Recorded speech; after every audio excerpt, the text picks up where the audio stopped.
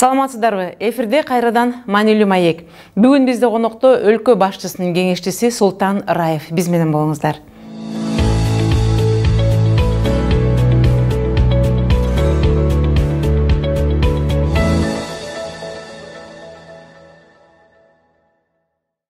Саламатсызбы, Султан мырза, студиябызга куш келиптирсиз. Саламатчылык. Сизди чакырган себебибиздин бүгүн эки маселе. Биринчиси көчмөндөр оюну, ал эми экинчиси 1986 жылы Чыңгыз Айтматов тарабынан уюштурулган форумдун бүгүнкү күндө абалы, тагдыры жана келечектеги коюлган максаттары жөнүндө кененирээк маек кылалы дедик эле. Анда эмесе эң алгачкысы ушу сиз сценаристтердин бири болуп уюштурган Көчмөндөр оюну бүгүнкү күндө өз максатына жеттиби деген суроого кандай жооп берет элеңиз? Чоң рахмат, биринчиден ушул студияга чакырып, ошол эки чоң маанилүү маселелер боюнча маек курууга чакырганыңыз үчүн. Ошол биринчи суроо боюнча мен мындай деп айтар элем да, 3-чү дүйнөлүк көчмөндөр оюну бул буга чейинки биринчи, экинчи көчмөндөр оюнунан бир аз айырмаланат да. Себеби ал камтыган маселе биз ошол көчмөндөр оюнун дүйнөлүк цивилизациянын, дүйнөлүк маданияттын бир бөлүгү катары көчмөндөрдүн маданиятын көрсөтөлү деген көчмөндөр цивилизациясын. Себеби өзгөчөлүгү көчмөндөрдүн ушул башка бир маданияттардан өзгөчөлүгү булар өзүнүн табиятында ошол табиятта өзүнүн табиятына көчмөндөр ошол табият менен жаратылыш менен гармонияда болгондо ошол көчмөндөр биздин адамзаттык цивилизацияга чоң таасир эткен, роль ойногон. Алар ошол чыгыш менен батышты бириктирген, чыгыш маданияты менен батыш маданиятын бириктирген, ошондой эле ошо дүйнөлүк интеграция болууга, дүйнөлүк мындай бир карым-катнаш болууга биринчи кезекте ошо көчмөндөр ошого жол салган да. Ошондуктан бул 3-чү көчмөндөр оюнунда биз ушул масштабтуу, ошондой эле көчмөн ааламын көрсөтүүгө, ошол эле көчмөндөрдүн маданияты, көчмөндөрдүн дүйнөсү, көз карашы, дүйнө таанымы таптакыр мындай бир өзгөчөлөнүп тургандыгын көрсөтүүгө аракет жасадык. Себеби биздин көчмөндөр, биздин ата бабаларыбыз ошол биздин бүткүл планетардык аң сезим менен жашаганда, ошол эле жанагы петроглифтеги сүрөттөр, ошол эле башка, көчмөндөрдүн маданиятына тиешелүү болгон нерселердин бардыгы азыркы күндө мына батыш тарабынан өтө кызыгуу менен изилденип атат. Ошо батыштын айрым көз караштагы адамдары айтышкан көчмөндөр бул варвардык, ушундай бир батышты талкалаган, батыштын маданиятын, цивилизациясын жок кылган деп айтышат да.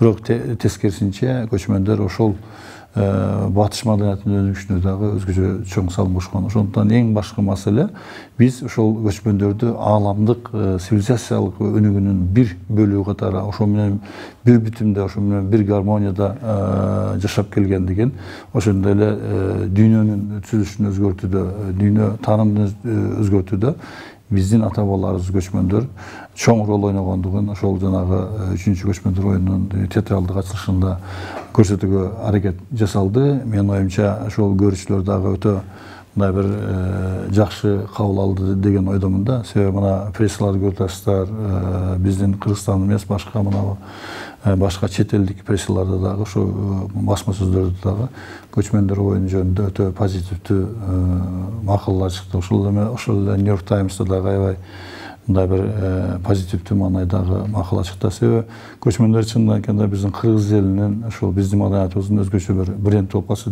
десем жаңылбайм. Биз ошол дүйнөгө ошол көчмөн маданиятын алып жүрчү катары ошо таанылдык десем болот да. Анан мен 2016 жылы Лондонго бардым да. Мен ошол Лондондо театрда спектаклим коюлуп, ошол жерде мен англичандар менен сүйлөшкөндө бирөөсү айтты да, биз Кыргызстанды мурда кыз ала качуунун өлкөсү катары, кыз алып качуу ушундай бир негативдүү бир салты бар өлкө катары билсек, азыр биз көчмөн маданиятын алып жүргөн, мындай номаддардын маданиятын алып жүргөн ушундай бир өзгөчө мамлекет катары таанып атабыз, өзгөчө кызыгуубуз артып атат деп Кыргызстандын мындай бир эл аралык деңгээлде позитивдүү имиджи жаралды да, ошого түздөн түз көчмөндөр оюну ошого себепкер болду деп айтар элем. Сырттан келгендердин ою боюнча. Мунун ичинде биз айталы дегенибиз, мисалы үчүн ар бир иш-чара бир өзүнүн бир өзгөчөлүгү менен белгилүү болуп калат. Мисалы үчүн кыргызды сиз өзүңүз дүйнө жүзүн кыдырып жүрөсүз, кээ бир мамлекеттер, элдер билбейт кыргыз ким десе. Ал эми көбүнчө биз барган жерде кыргыз уутум, кыргыз десең, Чыңгыз Айтматов деп, Манас деп ошентип түшүнүшөт да. Анан ошол сыяктуу эле бул көчмөндөр оюну дагы биздин бир 3-чү дейбизби, 4-чү дейбизби, биздин кыргыз уутунун маңдайындагы бир айтып турган өзүнүн салт санаасын, сиз жогоруда айтып өткөндөй, улут катары бизде даңазалаган нерсе болуп калды. Ага карабастан быйыл ошол былтыркы өткөндөн айырмаланып, былтыркы өткөндө жана миң комузчунун ойногондугу, жана ошол жанагы атчандардын келгендиги бир башкача бир жаңылык сыяктуу болуп көрүнүп, бул жөнүндө Россиянын өлкө башчысы Путин дагы өз пикирин айтып кетти эле, бир күтүлбөгөн нерселер болду деп. Быйылкы да ошо сценарий катары сиздин оюңузча биз ошо чет элге эмнебиз менен таанып алдык, эмне алар көбүнчө көңүл буруп, ушундай нерсе бар беле деген өз пикирлерин айтып кетишти. Батыштан келген ошол көрүүчүлөр, конокторчу биздин басма сөз аркылуу, башка маалымат булактар аркылуу Кыргызстан жөнүндө башкача бир түшүнүктө да, түшүнүктө. Анан алар ошолордун кандайдыр бир деңгээлде айтканда бир Кыргызстан жөнүндө бир өзүнчө бир калыптанып аткан стереотип бар да. Ошол стереотипти ошол көчмөндөр оюну, анан да ачылыш аземи ошол эле деги эле көчмөндөр маданияты көрсөткөнүбүз ошол таптакыр башка бир нукка бурду да. Ошол жана айтып аткандай, мен Кыргызстандын башкача бир имиджи дүйнөгө пайда болду да. Жалпы эле көчмөндөр оюну алардын эсинде калды. Алардын эсинде калды. Анан биздин мамлекетибизде жана сиз айтып атасыз, Чыңгыз Айтматов менен Манас менен таанайт десе, эми ошо көчмөндөр оюну менен таанып атат. Кошулду бул нерсе. Ошол дагы бир позитивдүү да. Анан биз эмне үчүн Кыргызстан биз ошол баштадык көчмөндөр оюну? Биринчи кезекте бул биз ошол көчмөн дүйнөсүнүн өзгөчө бир ядросунда турган улутпуз да, кыргыздар.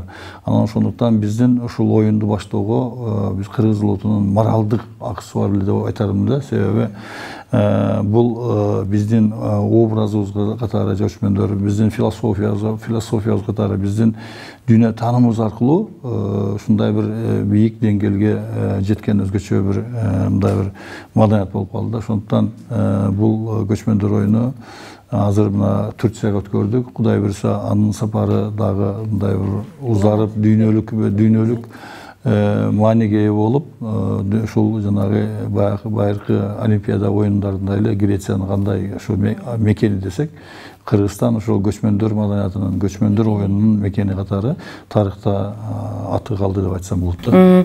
Бул жерде негизги айта кетчү нерсе, мен бир ушу көчмөндөр оюну боюнча келген ар бир маекте эскерип кетип атам, анткени бул менен мен өзүм да сыймыктанып жатам. Ушул биз эстафетаны Турцияга бергенден кийин бул көчмөндөр оюнун жанакы Грецияда Олимпиадада от сыяктуу эле биздин мөңгүдөн алып барылган суу.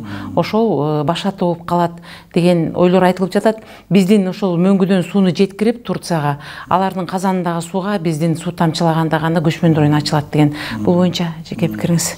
Бул дагы өтө ушул режиссерлордун, анан сценаристтердин тапкан өзгөчө бир эмеси болду, мындай жаңылыгы катары болду. Бир топ бул боюнча да бир топ талаш тартыш болгондо, кандай кылабыз, эмне кылабыз, кантип беришибиз керек эстафетаны депчи.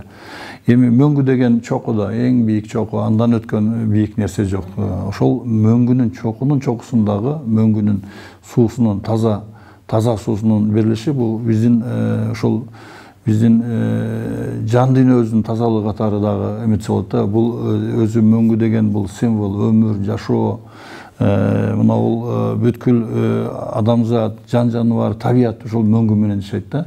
Ошондуктан бул символ, мисалы үчүн от кандай болсо, гректердин от символу, от дагы чоң символ да бизде, а суу дагы, мөңгү дагы ошондой символ. Дүйнөнү азыр сактап келаткан нерсе, ошо адамзат сактап келаткан нерсе чындыгын айтканда мөңгүнүн суусу. Ошондуктан мунун дагы өзгөчө мындай бир терең символикалык мааниси бар да. Бул азырынча ушинтип айтылып жатат, мүмкүн бара-бара биздин урпактарга бул мындан да бир чоң, бир башкача маанисин бере турган нерсе болуп калат. Анда биздин экинчи темабыз бул ушул быйыл биз белгилеп жаткан Чыңгыз Айтматовдун 90 жылдыгына карата. Менимче бул бир эле биздин мамлекет эмес, кошуна мамлекеттер дагы ошо бизге кошуна болуп калганына сыймыктанып, ошол Айтматовдун мамлекетине кошуна болуп калганына сыймыктанып, өз өлкөлөрүндө бизден да көбүрөөк иш-чараларды өткөрүп жатат десек жаңылбайбыз. Ошол 1986 жылы Айтматов тарабынан Ысык көл форуму деп түзүлгөн. Ошол убакта Айтматовдун суйурматыбы же чындыгында эле биздин берметибизди көргүлөрү келгенби бир топ өлкөдөн сыйлуу урматтуу кишилер келип катышып, абдан эле бир чоң нерсе болду эле. Эмнегедир жазуучунун көз өткөндөн кийин дейбизби же ага чейин делеби бул форумдун изи сууп бараткандай болуп жатат. Бүгүнкү күндүн абалы кандай? Эми туура айттыңыз, 1986 жылы ошол Чыңгыз Айтматовдун демилгеси менен Ысык көл форуму, интеллектуалдардын Ысык көл форуму өткөндө бул өткөн мезгили дагы өтө бир чоң бир тарыхый кырдаалга түшүп келет. 86 жылдары дүйнөдө башкача бир ой жүгүртүүнүн, башкача бир дүйнө таанымдын бир мындай бир системасы түзүлүп барат эле да. Ошол системада калыптанган стереотипти бузуу бул өзгөчө чоң мааниге ээ болгон да. Анан кийин Чыңгыз Айтматов ошол башында туруп Ысык көл форумунун дүйнөлүк эң мыкты интеллектуалдарын, дүйнөнүн каймактарын, ошол философия, башка илим чөйрөсүндө, ошондой эле адабият, искусстводогу эң мыкты көрүнүктүү адамдардын башын бириктирип, ошол Ысык көл форумун өткөрүшү өзгөчө жаңылык болгон да, өзгөчө жаңылык болгон. Себеби ушул 86-жылы биздин совет системасы дагы кандайдыр бир айтканда бул өзүнүн кризистик бир чокусуна жеткен эле да. Ошондо дүйнөдө ойлоонун системалары, дүйнөлөрдүн түзүлүш системасынын бузулуш, ошондой бир мындай бир дүйнөлүк бир деградация эмеге киреткан болчу да, чоң. Анан ошондуктан ушул жерде ошо Ысык көл форуму өзгөчө чоң роль ойногон. Биз азырга чейин ушу Ысык көл форумуна тарыхый маанисине баа берилекпиз, тарыхый, философиялык, социалдык, саясий маанисине баа берилекпиз. Себеби ошол жерде эң мыкты дүйнөнүн адамдары, ойчулдары, акылмандары кечип коесуз бириккен болчу. Мына атап айтып турган болсок, Питер Устинов деген кандай, дүйнөгө таанылган жазуучу, актер болчу, Артур Миллер деген драматург, Александр Кинг деген римский клубдун президенти, Тофлер деген болгон, Клод Симон деген Нобель сыйлыгынын лауреаттары. Булар дүйнөгө өзүнүн ушундай бир чоң таасири менен таанылган адамдар да. Ошолордун башын биздин жердешибиз Чыңгыз Айтматов башын бекитип келип, Кыргызстандын ушул Ысык көлдүн боюнда Кыргызстанда өткөрдү да. Ошол жерде бир айта турган нерсе, ана биз айтабыз, совет системасы ыдырады, таркады дейбиз. Анан башка социализм, эки лагерь бири менен карама каршы лагерь талкууланды дейбиз да. Ошонун негизги өзөктүү маселелери эле. Мен айтар элем, эң өзөктүү маселелерин ошо мен дагы көргөм, биринчи Ысык көл форумуна ишине катышып, мен дагы мындай катышуучу болбосом дагы мындай эме болуп, ошол жыйындарына катышканмын да. Ошол жерде чоң маселелер айтылган. Ошол жерде кайра куруу маселеси, кайра куруу, айкындуулук, гласность деген, ошондой эле адам укугуна байланыштуу, ошондой эле сөз эркиндигине байланыштуу маселелер айтылган да.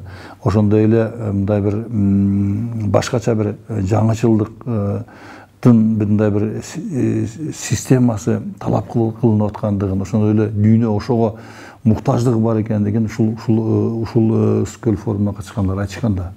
Анан ошондон кийин 86 жылдан кийин бизде деле кайра куруу башка деген нерсе башталбадыбы? Ошол бул Ысык көл форуму, Айтматов форуму мындайча айтканда дүйнөнү өзгөрткөн форум болгон. Дүйнөлүк аң сезимди, дүйнөлүк мындай бир түшүнүктүү аламдын балансын бузулганга, мындай кандайдыр айтканда бир система же бир күчтөрдүн карама каршылыгына ошондой бир альтернативдүү бир мындай бир интеллектуалдардын мындай өзгөчө бир форум болгондо бул жерде аябай дүйнөлүк түзүлүштүн фундаменталдуу маселелери айтылган. Ошондуктан биз Айтматовдун бул жазуучулук, анын жазгандары бир тең. Ошондой эле бул жерде ошо дүйнөнүн акылмандарын бириктирип алып, ошо дүйнөнүн өзгөртүү маселеси боюнча ушундай бир чоң жыйын өткөрүп, ал жыйын именно ошо Бишкекте өткөндүгү өзгөчө бир тарыхый феноменалдык окуя болгон деп айтсак болот да. Ошондуктан эми Айтматовдун Скөл форуму бул жана айтып атпайбызбы биз Кыргызстандын бренди депчи, Манас, Айтматов, көчмөндөр ойуну депчи. Кыргызстандын саясий бренди, руханий бренди катары Скөл форумун айтсак болот да. Себеби ошол кыргыз жазуучусу дүйнөгө таанылган ошондой интеллектуалдын башын бириктириштердин өзү алар менен ошо бир столдо отуруп бир маселе жөнүндө сүйлөшүү бул өтө татаал искусство, татаал дипломатияда. Ошону менен бирге катарда эле булар бизге келген ошол Александр Кинг, башка жана футурологдор, жанагы башка түшүнүктөгүлөр, Олбен, Тофлер дегендер таптакыр башка түшүнүктөгү, башка бир ойду алып жүрүүчүлөр болгондо, ошол карама каршылыктуу ойду алып жүргөн адамдар деле бир эмеге биригип, Айтматовдун шенесине биригип, ошондо мындай бир жалпы бир дүйнөнүн идеологиясын иштеп чыккан деп айтсам болот да. Ошондуктан Айтматовдун ошо дүйнөнү өзгөртүүдөгү эң чоң салымы катары айтса болот Скөл форуму. Бирок эми сиз айткандай кийинки жылдары Чыңгыз Тороковичтин көз өткөндөн кийин бул форумдун иши бир топ солгундай түшкөндүгү чындык, ал туура айтып атасыз. Анан ал баш аягы азыркы мезгилге чейин ошол 4 жолу өттү да, 4 жолу өттү. Биз Кыргызстанда эле эмес, башка мамлекеттерде деле өттү, аймактарындачы. Бирок алар, мисалы үчүн Испанияда өттү, башка жерлерде өттү. Бирок ал форум локалдык гана мааниге болгондо, ошол эле Испанияда, ошол жерде эле эме алган. Эми биздин мынау 4 октябрдан 7 октябрга чейин өткөрүп аткан Скөл форуму ошол Айтматовдун ойлорунун, идеяларын уландысы катары, ошол айтылган ойлордун материализация болушу катары кабыл алса болот да. Анан бул жерде дагы көптөгөн ушул 60тан ашуун мамлекеттин өкүлдөрү келатат. Эми булар жаңы формациядагы адамдар да, башка мына арадан канча жыл өттү? 20 жылдан ашуун өттү туурабы? Ошол жаңы башкача азыр эми ар бир мезгилдин өзүнүн эмелери бар да, тиги өзүнүн пульсун сезген адамдар бар да. Ошолор азыр келип чогулат. Биз ошол форумду биз Чыңгыз Айтматов жана азыркы доордун чакырыктары деп койдук да. Себеби Айтматов башын бириктирген интеллектуалдардын тушунда дүйнөнүн башка чакырыктары болчу да, башка маанидеги, башка системалуу мындай чакырыктар болсо, азыр биздин дүйнөбүздө өтө татаал чакырыктар пайда болуп атат да, көрүп атасыз да. Көптөгөн нерселер болуп атат. Мына значит, терроризм маселеси болуп атат, анан кийин экстремизм маселеси болуп атат. Бир маданияттын бир цивилизациянын экинчи бир цивилизацияга таасир этүүсү же басынтуусу, маданияттардын кагылышы, цивилизациялардын кагылышы ушундай фондо болуп атпайбы? Ошондуктан азыркы эмеде ушу Айтматовдун идеясы бул өзүнүн өлбөс өчпөстүгүн дагы бир жолу көрсөтүп атат да. Ошондуктан биз айтар элек, Айтматов көтөргөн идеяга, Айтматов көтөргөн ойго, Айтматов айткан ушундай бир келечектүү мындай бир концепттерге эч качан альтернатива болбойт. Ошондуктан бул форум ошол айтылган нерсени мындан ары да улап кетет да. Бул жерде бул форумга бир гана адабият, маданият, искусство чеберлери эмес, ошондой эле окумуштуулар, философтор, табигый илимдердин адистери, мурдагы чоң саясатчылар, экс-президенттер катышат да.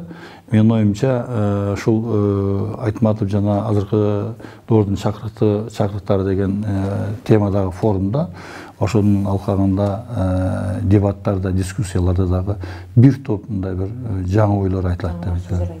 Албетте бул интеллектуалдардын ушул форум ачылар алдында, ачылышында биздин өлкөбүздүн президенти Сооронбай Жээнбеков чыгып сүйлөйт. Ошондой эле бир топ, значит, расмий адамдар да сүйлөйт. Андан кийин биз ушул расмий ачылышы ошо Бишкек мамлекеттик резиденцияда өтөт. Калган секциялык иштердин бардыгы Ысыкөлдө чолмады. Сөзүңүз каралжы, чындыгында эле бул абдан жакшы нерсе болуп атыптыр. Биз мамлекетибиздин кичинекейлигине же болбосо казнабыздын аздыгына карабастан эле ушундай бир жакшы бир дүйнөлүк ааламдаштырылган нерселерди өткөрүп жатканыбыз абдан жакшы. Бирок коомчулукта баары бир деле чыгармачыл адамдар муну түшүнүп, же болбосо жана кыргыз деп жан дүйнөсү күйгөн адамдар бул жакшы нерсе болуп атат деп түшүнбөсө, коомчулукта бир пикир пайда болушу мүмкүн. Бул кайсыл акчага өтүп атат, кайсы каражатка? Анткени биз бүгүн билбейбиз, биздин мамлекет кышка даярбызбы же жокпу, эртең кандай болот, бүгүнкү күндө биздин келечек кандай болот, мамлекет кандай болот деген нерсе, бүдөмүк нерсе дагы деле элдин оюнда турат да. Анан кийин кече өткөн ушу көчмөндөр оюнунун негизи эле кыргыздын рухун духун көтөргөн нерселер болуп жатканы бул абдан эле жакшы. Биздин деген, мен ойлойм, бул боюнча биз деген бүгүнкү урпактарга жакшы эле сабак болуп жатат. Ал эми ошол форум кайсыл каражат менен өтөт? Анткени анча конок келсе, муну өткөрүү ошол 3-нөн 4-нө чейинки 3 күндүк аралыкта бир топ эле бир каржы маселелери керек болот болуш керек. Ошол жөнүндө да билдирип кетсеңиз. Эми мен ушул сизге жооп берүүдөн мурда кичине бир аз мындай бир чегиндүү жасасам да, мына 30-жылдары деле Америка, азыркы биздин дүркүрөп турган Америка, улуу депрессия дегенди башынан өткөргөн да. Алар дагы чоң, значит, экономикалык кыйынчылыктарды, кризистерди өткөргөн, башка кыйынчылыктар да болгон. Ошондо Рузвельт ошол мезгилде Америкада бир мындай бир саясий бир клич пайда болгондо, жашасын искусство депчи. Жашасын искусство деп. Себеби ошол эле курчуп турган мезгилде адамдардын духун көтөрүү боюнчачы, ошол нерсе Американы бири-бирине карама-каршы батыш, Северный Америка менен эки Американын бириктирүүгө ошол америкалык идеянын тегерегинде, ошол ойдун тегерегинде чоң элдин духун көтөргөн нерсе болгон да. Анан экинчи маселеси мына Улуат эмекенин согушта Ленинградда, блокадада калган Ленинградда, блокадада калган Ленинградда театрларда күн сайын спектакль болуп турган. Потому что элдин духун көтөрүш керек болчу да. Эми биздин шартыбызга келгенде, албетте, значит, элдин койгон маселеси дагы туура ушундай каражат дегендей мындай депчи. Албетте биз бир эле нам менен тиричилик кылбайбыз да, туурабы? Биз көкүрөк менен тиричилик кылабыз, дух менен тиричилик кылабыз. Ошондуктан бул жерде көтөрүлүп аткан маселелер албетте каражатты талап кылат. Ошондуктан элдин духун көтөрүү, элдин духун ойготуу, элдин мындайдыр бир бийик мындай бир идеялардын тегерегинде мындай бир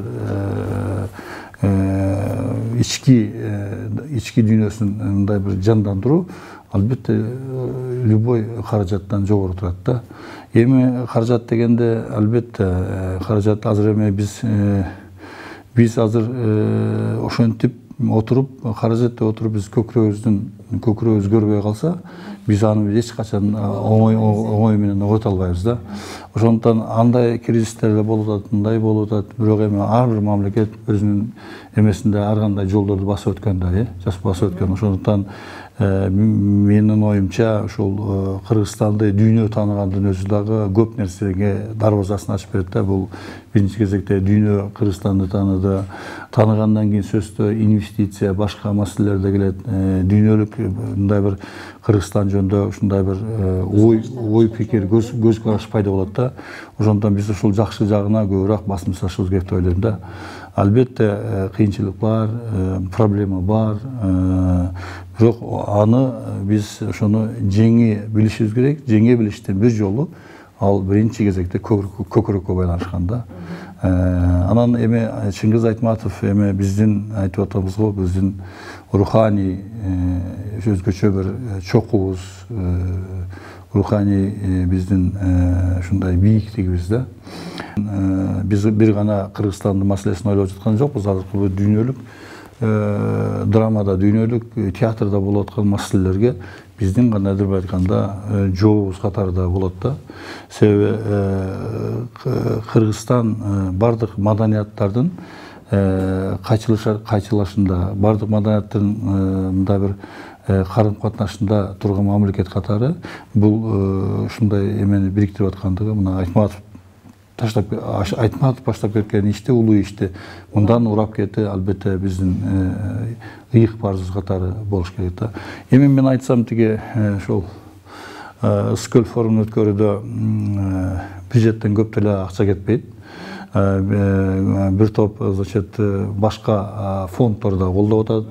Мисалы үчүн МФГС бар деген бар, эл аралык гуманитардык фонд деген бар. Алар дагы ошо бир четин көтөрүп атат. Мына Түрсой уюму көтөрүп атат бир чети. Түрсой быйыл Айтматовдун жылдыгы жарыялган да түрк дүйнөсүндө. Ошондой эле албетте биз дагы кошумча кошуп атабыз, бирок ал мындай астрономический цифра эмес да, цифра эмес. Ошондуктан мындай айтканда аз чыгым менен чоң мындай бир таасир берүү, натыйжа берүү же эффект берүү маселеси бул жерде өзгөчө орунда турат да. Каралган, негизи жакшы нерсе экен. Быйыл биз бул Айтматовдун 90 жылдыгына карата бир эле Скөл форумун эмес, башка дагы бир топ иш-чараларды өткөрсөк жарашат. Анткени бул 90 жылдык өткөндөн кийин кайра 100 жылдыгы, андан аркы нерселерди бир топ убакыт күтүш керек. Ошон үчүн биз канчалык мүмкүнчүлүгүбүз бар болсо, кыргызда жакшы сөз бар, көптү көрсө көл болот деген. Ошол сыяктуу эле бул кеп эле акча менен колдоо көрсөтүү эмес, элдин көкүрөгү менен, элдин ошо кыргыз деген патриоттук духу менен, Чыңгыз деген патриоттук духу менен колдоо көрсөтүүсү бул бир өзгөчө маани берет деп ойлойм. Анда эмесе жакшы самалык экен, ишиңизге ийгилик каалайбыз. Султан Акимович, мындан арада биздин студияга келип туруңуз, анткени биздин көрүүчүлөр бүгүнкү күндөгү жаш чыгармачылар көбүнчө сизден бир жакшы жаңылыкты, жакшы нерсени күтөт. Ишиңизге ийгилик. Чоң рахмат сиздерге, чоң рахмат.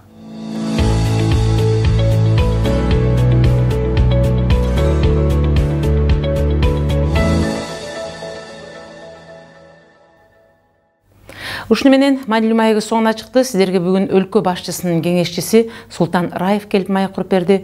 Берүүнү мен Үмүт Мукамбетова алып бардым. Кайрадан кездешкенче саламатта болуңуздар.